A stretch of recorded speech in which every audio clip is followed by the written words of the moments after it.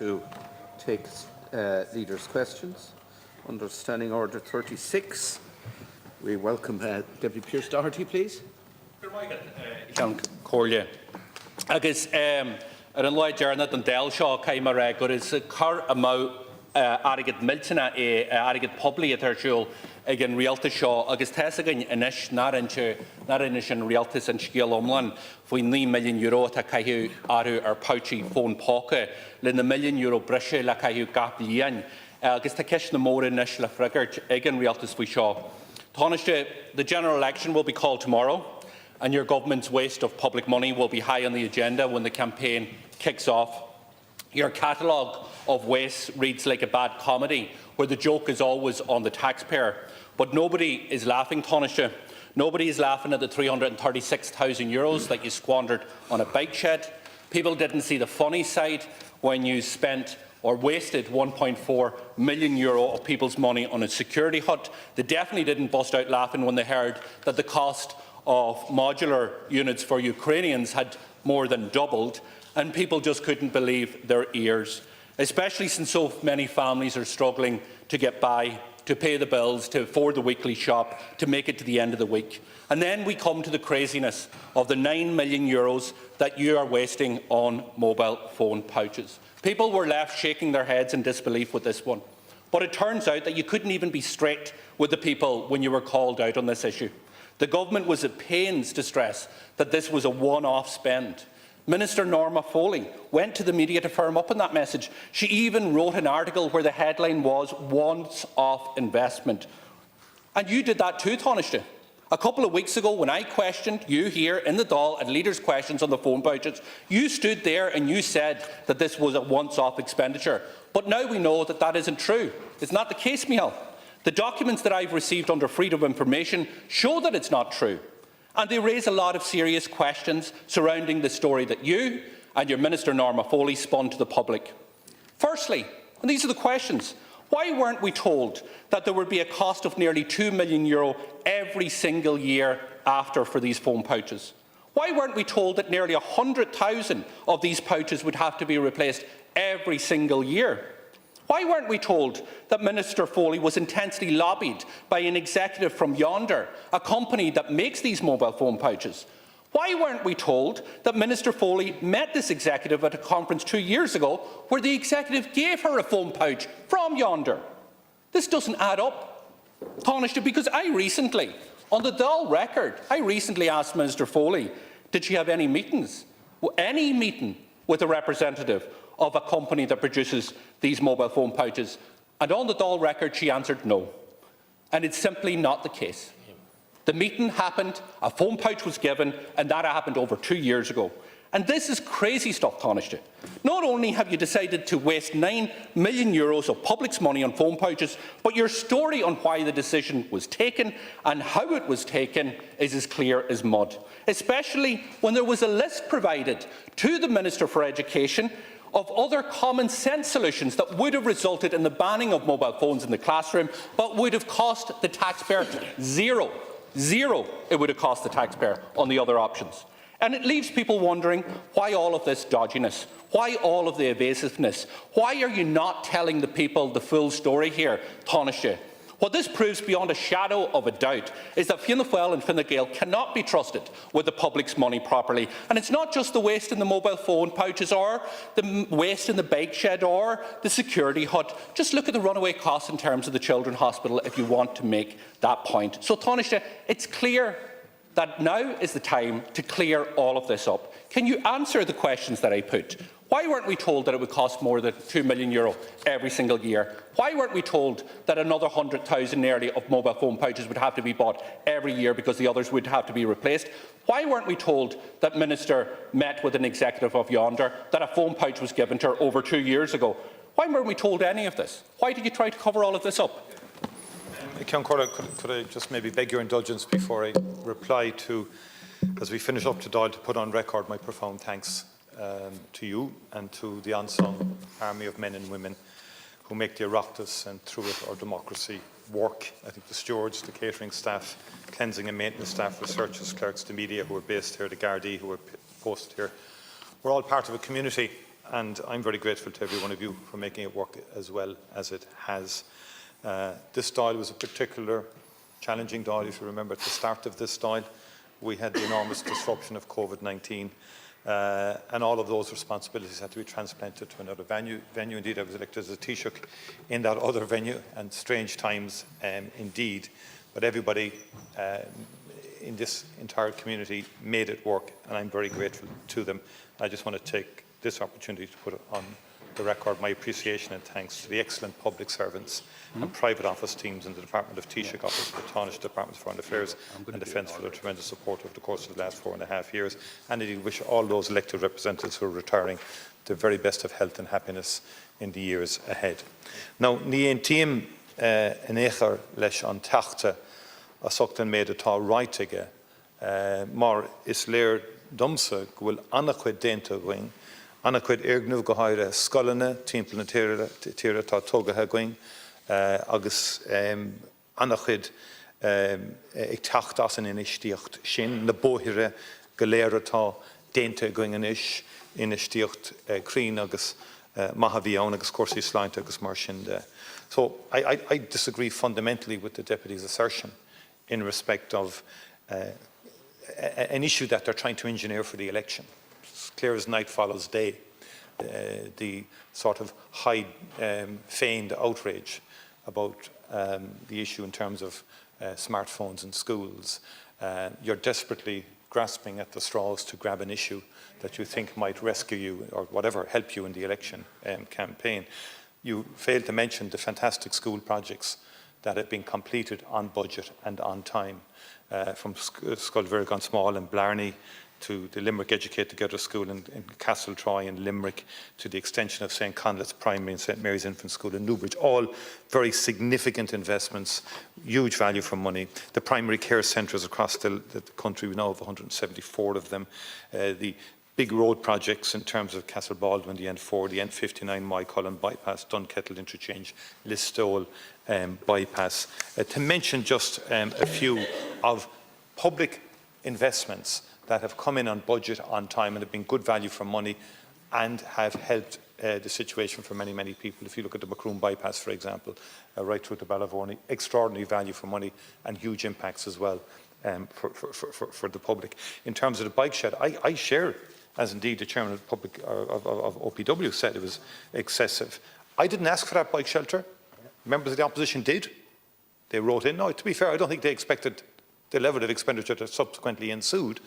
But the OPW were asked to provide a bike shelter by members of this House, majority in the opposition. That's what happened. But I think it was excessive and not sustainable, and it's something that should have been provided for far less than it subsequently was provided. But it was sought for by members of the House as well. I'm not naming any names. I'm just, because I think, just making the point. And in terms of the security hut,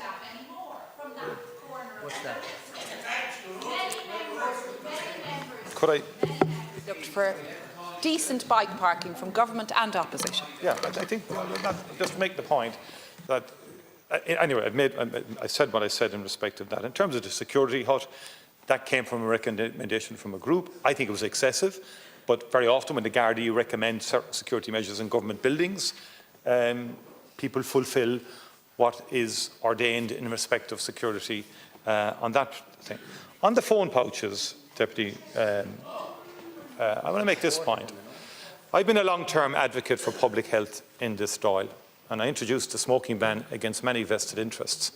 And I did it, and Deputy McGann mightn't have been a fan at the time, but I did it in the interest of the public well-being and the public health of our people. And we've done other public health measures like the ban on smoky fuels and so on that Mary Harney would have brought in, which had a huge impact on public health. Now, it has been described, and I met Dr. Fauci recently, and he has described, and I've described, the public health threat of the social media as the public health threat of our time in respect of our children. The impact of children is horrific. And you have been extremely disingenuous in your presentation of the arguments. In your dismissal of that public health dimension, to what is a good initiative. Now, one of the initiatives I took in education, I was interrupted a bit, I think, and asked if I could just be given 30 seconds. I brought in a measure years ago in terms of students being allowed to view their exam papers in schools, and that cost money at the time because we had to fund it. What you didn't mention in the FOI material is how the schools said, who were consulted, that it was a transformative initiative in terms of the utilisation of phone pouches, in terms of preventing the use of smartphones during the school day. And I would say this to you, long after this election, Tánaiste, your time is up. Your time is up, and more so than just on this clock. Well, your minister. Am I not speaking? Am I not speaking? For anyone to shout, can we just take it nice and easy, please? Your minister oversees the OPW that spent €336,000 on the bike shed, 1.4 million on a security hut, and you can't stand there and do a punches by it and wash your hands of it. Your ministers are all over this, the waste of public money, not just on us, but the National Children's Hospital as well. A runaway train, the Minister for Health oversees that project. He's a Fianna Fáil minister. Now, I asked you specific questions. You didn't tell the truth. You've kept the information from the public. I asked you, why were we not told that there would be an additional €2 million cost on the phone pouches every single year? Why did you stand there a number of weeks ago and say that this was a one-off cost? Answer that question. Tell me why you'd never told us that there would have to be up to 100,000 of these phone pouches replaced and bought every single year. Tell me why you did not tell the public that Minister Foley was lobbied by an executive from Yonder, the company who makes these phone pouches, and please explain to me why Minister Foley, in a parliamentary answer on the record of this Dáil, when I asked did she have any meeting with an executive from any of the phone companies, she said no, yet it is clear from the executive in Yonder, which says, "Dear Norma, I hope you're well.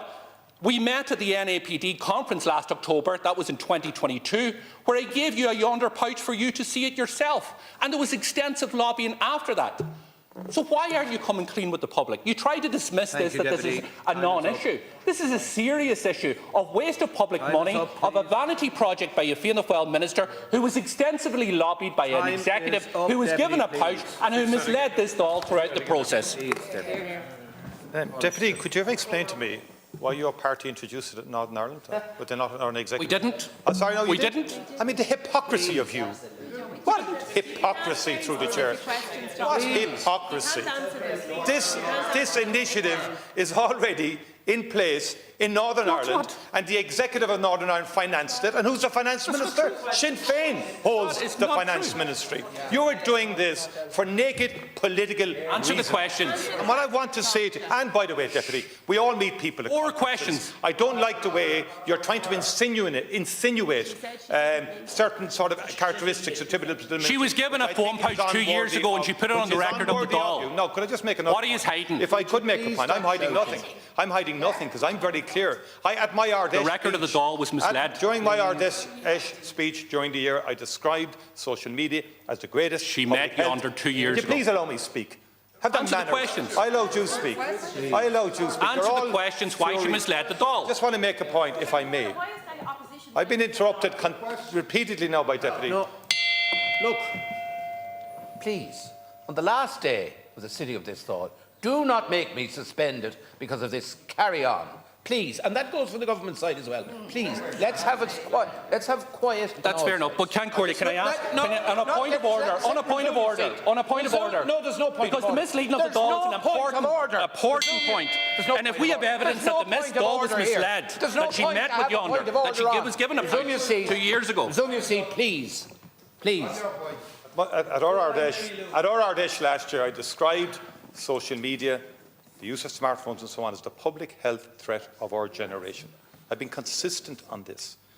I believe in taking the smartphone out of the school day.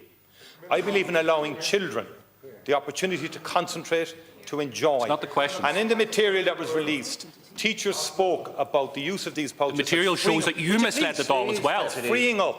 As freeing up the time for children to do what children normally and naturally did before the invasion of social media. And why didn't you tell the truth? Why didn't you tell the truth? I just want to finish by saying 2 million every year. Long after this general election is over, I'll make this prediction.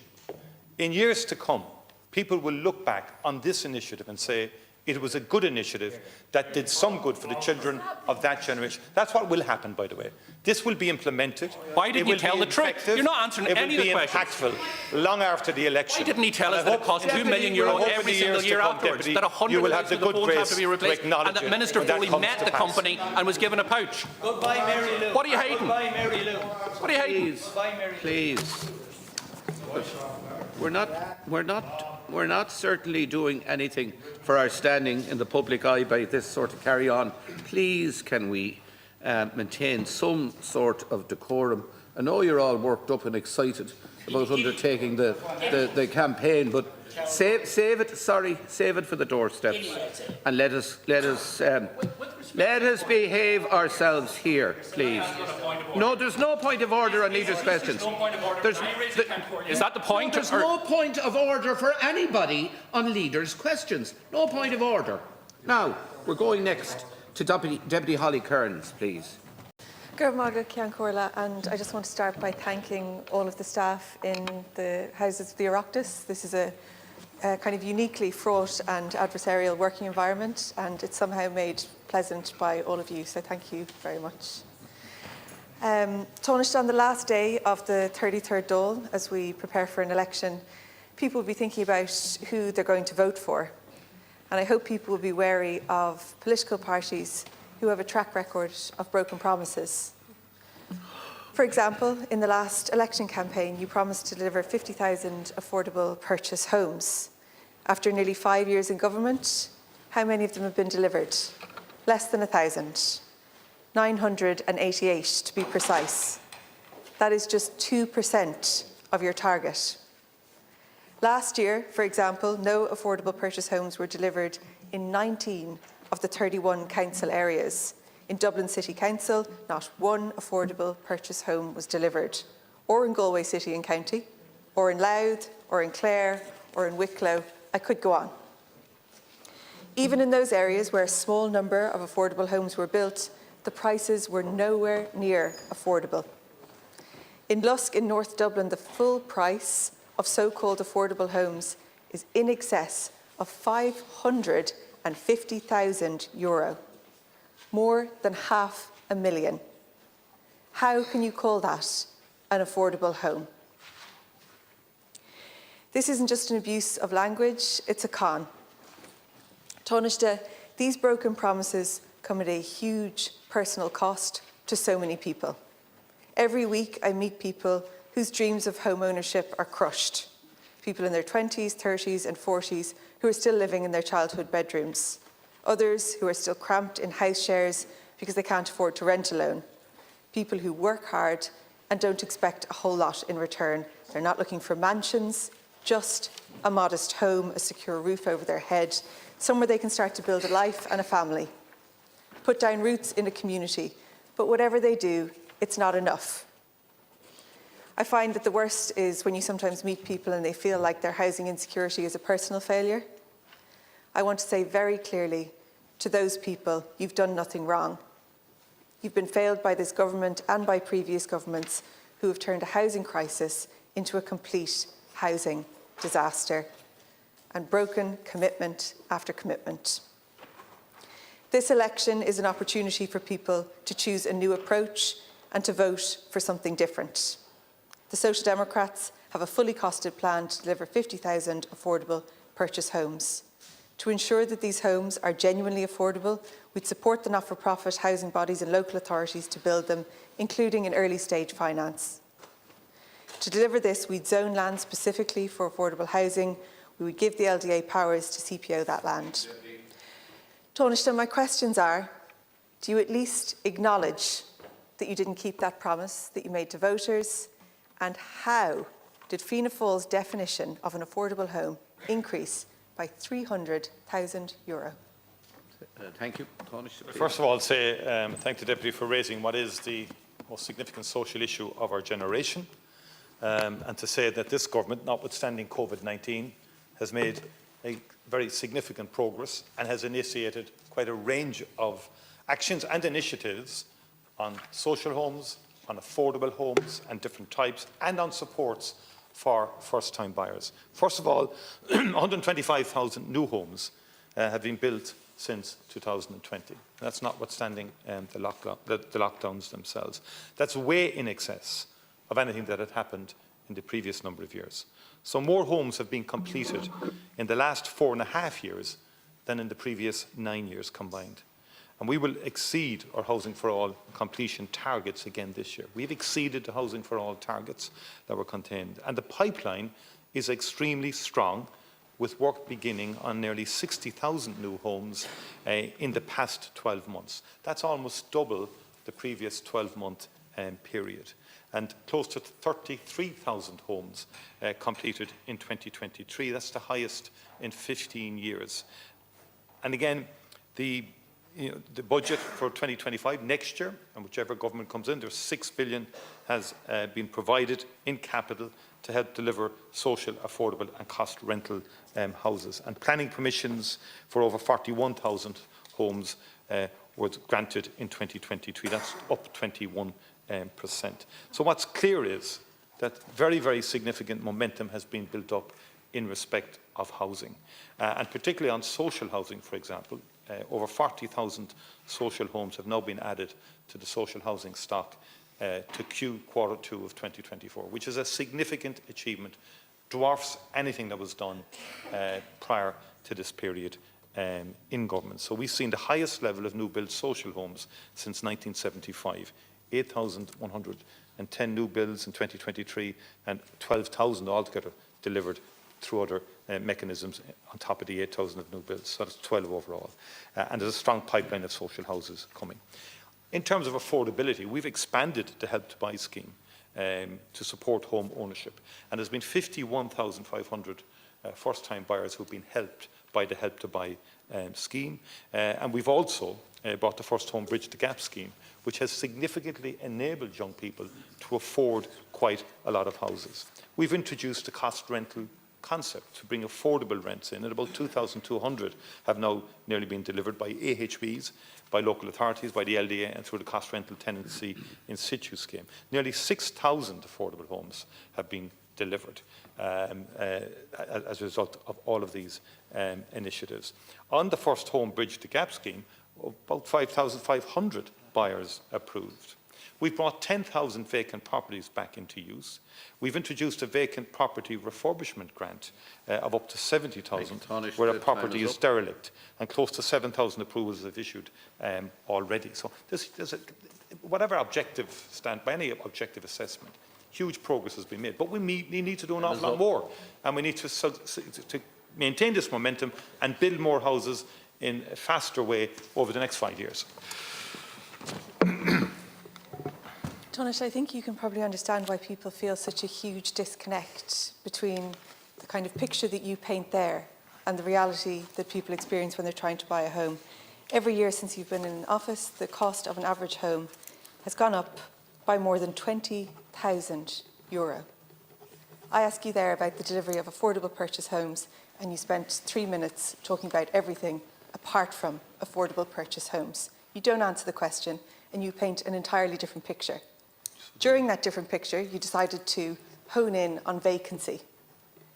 I think this is a really good example of why what you're saying just feels like spin. Because at the moment, there's up to 100,000 vacant properties in the middle of the biggest housing disaster, lying empty around the country while people are stuck at home in their childhood bedrooms, while people are experiencing homelessness. And your government introduced the most pathetic excuse for a vacancy tax, 0.3% at a time when house price inflation was at 10%. And then you put it at 0 point something else percent in the budget. If you wanted to tackle vacancy, to try and actually bring those homes back into use, you would have put it at the very least at house price inflation, because what you've done is an incentive to continue sitting on a vacant property. We could say the same for stamp duty. You could actually ban the bulk purchasing of homes if you introduced a tax with teeth, but you haven't.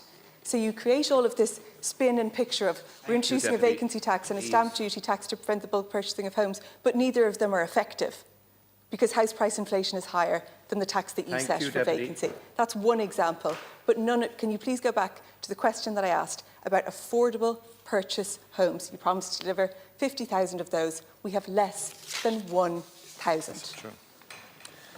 Deputy, I think you've painted a picture that I would argue does not represent the very significant progress that has been made in terms of house building in the last 4 years. Supply is the key to the cost question. And also, I would make the point, I didn't interrupt, Deputy, anybody? I would also make the point that, you know, the Social Democrats voted against the Affordable Housing Act.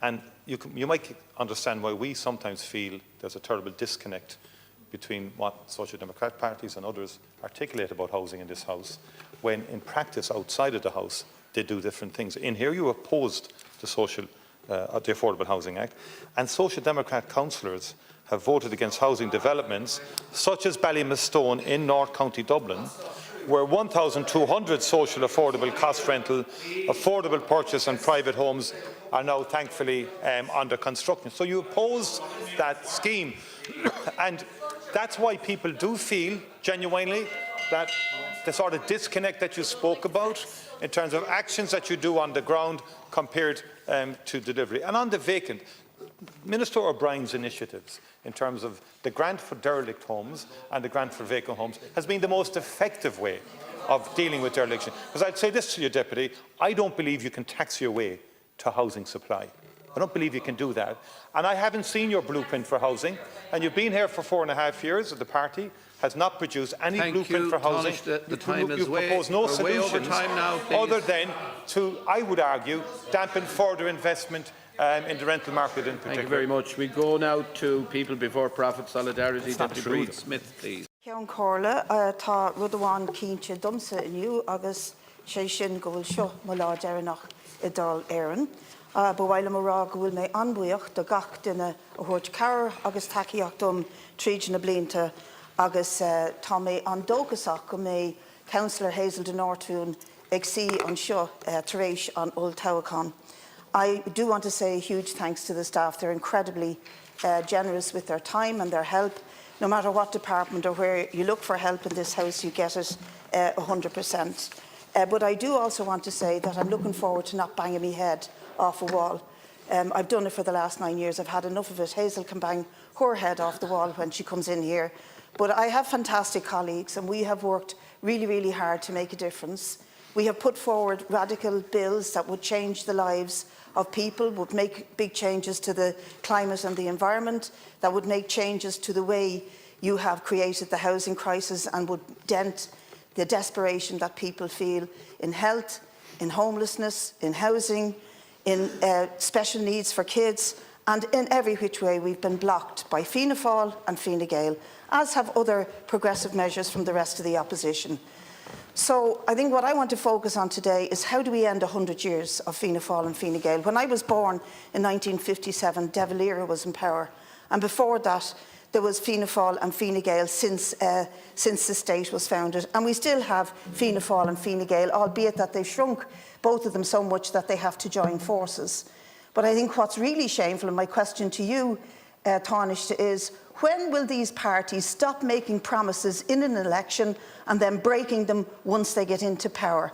When will you stop treating people as if they're just tools of your idea, of your control and your power? Because, to be honest, you have always preferred the interests of big business, of developers, of bankers, of the rich in this country. And that's why, as we live in one of the wealthiest countries on the planet, we have one of the greatest levels of inequality.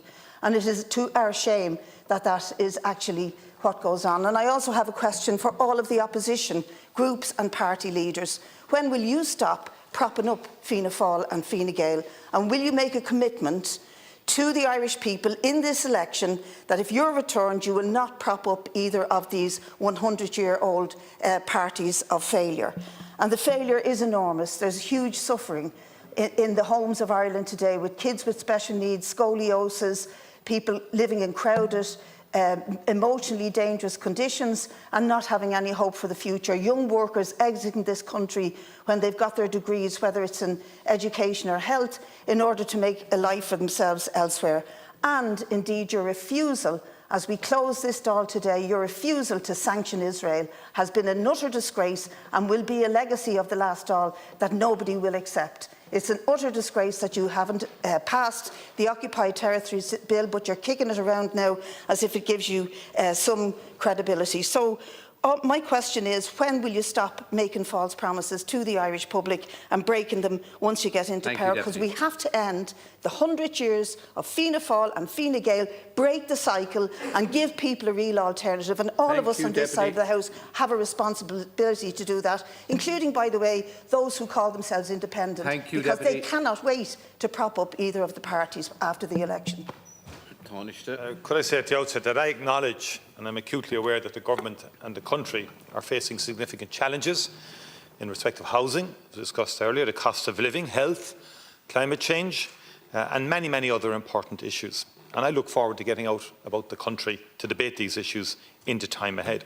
But I do think it's important to meet head-on the narrative that the Deputy and her hard left-wing colleagues, along with Sinn Féin, are peddling, that the history of Ireland is somehow in the last century is a history of failure, that Ireland is some sort of a failed state. Because that is a pernicious, insidious lie. The truth is that we have come from being one of the most poverty-stricken countries in the 1920s to now having one of the highest standard of living in the world, with more people in employment than ever before. And these are good jobs. In the last 30 years, the number of people in high-skilled employment has increased by 150%. And I know the Deputy genuinely doesn't have an interest in this. And I've noticed that over the 9 years, and of the views of the party she represents. But the story of our success, attracting leading global firms to the country, is talked about around the world. That's what we spent our time doing. The economic model in this country has worked, and it should be debated in this election. Because I believe in the economic model that has attracted enterprise into the country and that has allowed native enterprise to develop and grow. And less well known, but equally uninteresting to the deputies, our indigenous Irish companies are among the most productive in all of Europe. For every job created in Ireland by a foreign company, Irish domiciled companies create more than one elsewhere. So this puts us in one of the top 5 nations in the world for creating overseas jobs. We're exporting more goods than ever before, and we are world leaders in food and drink exports. We export 90% of what we produce, and our goods are shipping to more markets and further across the world than ever before. And that economic success has given us the resources to bring about an equally powerful social education and health transformation in that 100 years. We now have an education system that is one of the strongest in Europe and indeed the world. The number of children in secondary level and school completion rates are tops across the European Union and indeed in terms of the world more generally. Pupil-teacher ratios have never been better. Just more than 50% of the population has completed, 50% of the population has completed higher level education. That has doubled in just 20 years. More pupils than at any point in the last century are being taught as Gaeilge. We're living much longer now, with the average life expectancy of 82 years. We are healthier than we've ever been, and for example, smoking is at the lowest level in 50 years. The Deputy may not know this, but Irish people are now living 25 years longer than we were 100 years ago. 20,000 fewer people die in Ireland every year than died a century ago. But our population has grown by 50%. Cancer mortality rates have been declining for the last 30 years, while death from heart disease has decreased by 2/3 in the last 40 years. And in the past 50 years, public health spending, I could go on. We have made a lot of progress in this country. And I think it's wrong that you haven't at least the good grace to acknowledge the extraordinary progress the country has made, notwithstanding the challenges we have. But we have made progress as a country. Deputy Brid Smith again, please. €25 billion as a surplus in the economy, 140,000 people on the housing list, 14 to 15,000 on the homeless figures and rising, 1 million people on waiting lists for healthcare, 700,000 people living below the poverty line. We can throw figures across the floor at each other, but these are facts that you don't address. And as a left-wing TD, as a socialist, I came in here to try and address them. And that's why I talked about the head-banging exercises. You're not interested in ending inequality in this country. You and Fine Gael are only interested in looking after the wealthy, the businessmen, the developers, those who gain millions in profit from ripping off people in the cost of living crisis in this country. You've never challenged them. Yes, you'll throw us all a few hundred towards the electricity bills, but you never challenge the profiteering, and you never challenge those who are milking it in this country, and hence the inequality. It is not rocket science to say that if you've got extreme wealth on the other end and extreme poverty on this end, there is a way of knitting the two and ending the poverty and ending the inequality, and that is to tax the wealth of the rich, to take the money off them and stop being their favourite guys in the Dáil.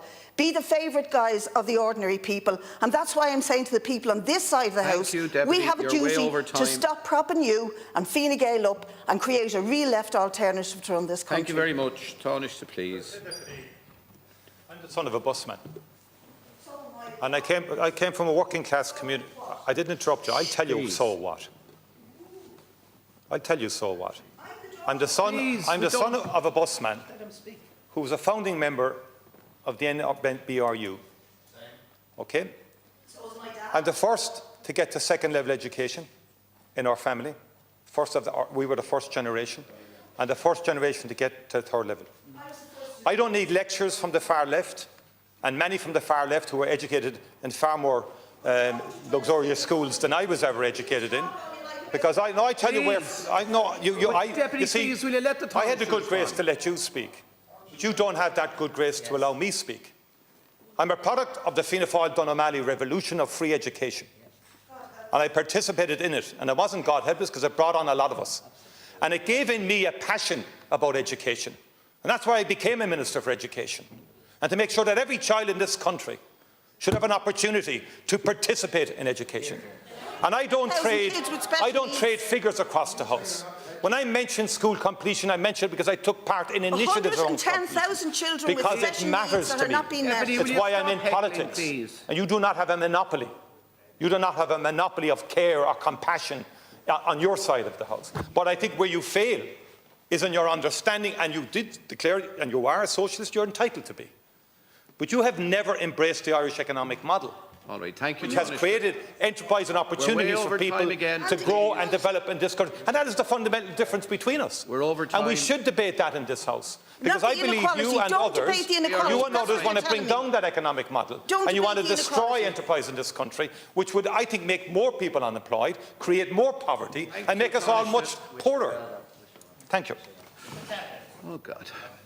Can we go to Deputy Matt Shanahan? Tánaiste, I feel like I'm flogging a dead doll with this one, but anyway, one last time with feeling, I suppose. I remember hearing an interview between News Talk's Kieran Cuddihy and yourself. He kind of caught you off guard by asking you why you wanted to be Taoiseach. Your answer was simple: community, you said. I always felt you used the term community in the John McGarren sense, the close-knit bonds of tradition, shared experience and the familiarity of your own personal hinterland that shaped you deeply. Watching your career, it's apparent that the oppressive weight of Cork's expectations, its deep hurts, the poverty and the hopelessness that was seared with the Sunbeam, Ford and Dunlop closures, as well as the gossipy smallness of that conservative little city's politics, made your brand of politics. For me, this explains why you felt it was okay to leave so much of the country unrepresented at Cabinet, and why a government endowed with an unprecedented capacity to spend could patronise Cork so unfairly. You might rationalise that as just doing what the Ross O'Carroll Kellys did for Dublin in the last government. But in truth, you have just reproduced the hurt felt as a young Cork politician, reproduced them in other parts of the country, particularly the borders, the West Midlands and the South East. In other words, places that does not matter to this government. I think this was the dark side of community that led you to renege on your promise to deliver 24/7 cardiac care to UHW and to the people of the South East. You met me first as a protester, Tánaiste, campaigning for this vital service. Your fully broken promise restored a seat to your party in Waterford. Watching you and government sit on your hands during confidence and supply led me to stand for the people of Waterford and to promise to fight for this and other issues. We thought that having a party with the health portfolio, with our TD installed in the Department of Health, that 24/7 would finally be realised. And perhaps the Minister thought that too, repeatedly turning up on local Damien Tiernan's radio show, renewing the forever broken promises of extended hours that have still not happened. Taoiseach, as Maya Angelou wisely said, or Tánaiste I should say, when someone shows you who they are, believe them. You have shown Tánaiste, and we have no reason to not believe. I'm in a state of shock at your description of Cork politics and the Cork psychology. I must invite you to Cork, Deputy Shanahan. You have had an obsession with Cork, which is quite interesting, and I don't know who. Obsession with inequality, I have an obsession with inequality. I think it was a bit much to describe it now as kind of conservative, gossipy politics of the city of Cork. I think that's. A lot of Cork people will be offended by that. The modern city of Cork is broad-minded. It's a great maritime city. It's open. It's inclusive. And I think culturally, in terms of Cillian Murphy's Oscar being the latest manifestation of the cultural richness of the city and so on. But I know you want to talk about Waterford, which I have a great affection for and belief in. Because I think, if I would criticise you once, I think you've been talking down Waterford too much and talking down the South East too much. And I think this government has invested very significantly in Waterford. I mean, the €170 million for the North Quays development, that is transformative in the heart of the city. And I think I'm delighted with that. The South East Technological University, the establishment of it, you have to acknowledge, Deputy. And now lately, great news, the Veterinary College in Kildalton and the Pharmacy Schools College now founded in Waterford. I mean, and the purchase of the former Waterford Crystal site for campus expansion. And I was one of the first ministers to purchase land for the expansion of the university in Waterford. So I think those are very real achievements, and I think in themselves will help to develop Waterford into the future and the South East more generally. There's a new surgical hub, new pathology lab on the way at the hospital. There's far extra numbers of staff over the last number of years recruited. We now have 2,796 people working in the hospital. Huge advancement in older care and in mental health in Waterford. And in terms of the CAT scan, the CAT lab itself, the second CAT lab is open, as you know, Monday to Friday, 8 to 8, with 24 additional staff secured. New 18 staff for the weekend cover to be completed. That will give us 90% coverage now, which is enormous progress than at the time of this government. And I want to pay tribute to Minister Mary Butler. I think the fact that she was appointed to the Minister for Health in the Department of the Ministry for Health has been very impactful for Waterford in terms of the second CAT lab, but also in terms of mental health more generally, in terms of the developments there, in particular around the ADHD team, for example, that has been appointed in the Waterford budget, and the crisis resolution team in mental health that has also been appointed. You have 7 million for Walsh Park. That stadium needed investment and growth. 14 million in sports capital overall. I accept an awful lot more needs to be done, but I would argue that the last 4.5 years has witnessed probably the most significant investment in Waterford than any previous decade, collectively at one time. Deputy Shanahan. Tánaiste, your ability to extol a narrative that doesn't exist knows no bounds, to be honest with you. But specifically, the issue I raise is, let me put it to you this way. When people go to bed at night in Cork, they have no worries about heart attack access. When people go to bed in Waterford in the South East, they have significant worries, particularly those who have ongoing cardiac issues. In the last 3 months, I have 3 friends who have ended up in Waterford Hospital after hours at night with heart attack. All 3 went to Cork. Not one of them got there in under 4 hours from the time of presentation. You are a past Minister for Health.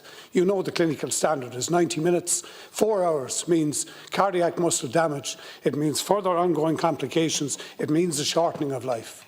Now, yourself and Deputy Butler stood in a photograph in 2016, and any innocence about what you promised has long since evaporated, to be quite frank with you. And as I said, you are a previous health minister. You know the importance of this. The people of Waterford and the South East have no differing physiology to anybody else in this country, and it is palpably unfair that it has taken 3.5 years to deliver a second cath lab, what was done in a private hospital in less than 3 months. We still don't have 24/7, we still don't even have 7-day service to Tánaiste. That's what I'm pointing out to you, and that is the record that you are finishing this government with. I think you have to acknowledge that in all of these matters in terms of cardiac care and so on, it's the clinicians set the standards. And that was something through the chair that was agreed by most parties about 20-odd years ago, when there was political rows all over the place in terms of where various services were going to be located. The idea of national strategies in cancer and cardiovascular were developed, which have had huge impacts, the kind of impacts that I outlined earlier in response to another deputy. Those would not have happened if we didn't take politics out of health to a certain extent. I sense, just generally, if I make a point, that we're now bringing politics back into health. Would you address why the extra positions were in the HSE embargo? Why were they in the HSE embargo? We have gone back to clinicians to say we need to do this differently in Waterford, with the result that 90% coverage will be achieved in terms of the provision of the second cath lab, and in particular in terms of staffing that will facilitate the weekend cover. That will be key. And the clinicians there are saying, no, that will give you 90% coverage. Now, compared to where we were at the beginning of this government, I think by any yardstick, that is significant progress, and very, very significant progress. Positions there under the HSE embargo, emergency appointments that haven't been done. Again, there have been recruitments. There will be further recruitment to the facility. And I Thank you, Tánaiste. And I appreciate the Deputy's advocacy and so forth. Okay, that completes.